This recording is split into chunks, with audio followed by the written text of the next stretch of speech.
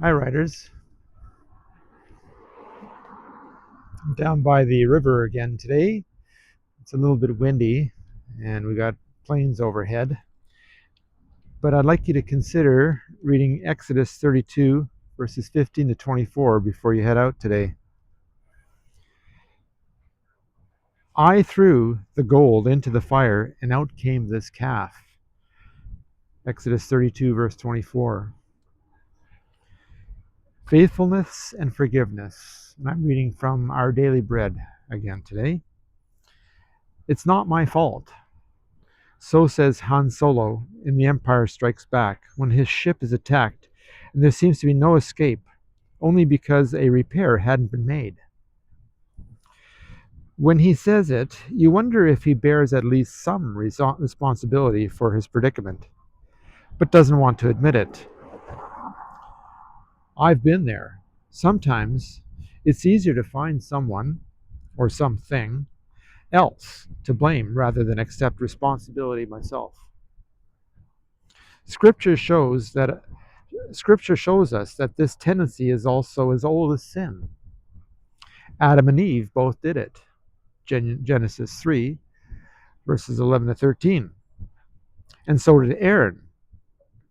When Moses was with God on Mount Sinai, receiving the Ten Commandments, God told him that the people he'd just released from slavery had turned away to worship an idol. Exodus 32, verse 7 and 8. When Moses returned and confronted Aaron, whom he had left in charge, Aaron responded, "You know how prone these people are to evil." Verse 22. Then he rationalized about the idol he himself had cast, saying, "They gave me the gold, and I threw it in the fire, and out came this calf." Verse 24. Despite our willfulness, God offers us forgiveness when we admit to him we've done wrong. He assures us that he's faithful and just and will forgive us. First John chapter 1 verse 9. Forgiveness and forgiven and received by him, we can be open about our brokenness to the God who took our blame on himself on the cross, all because of his perfect sacrificial love.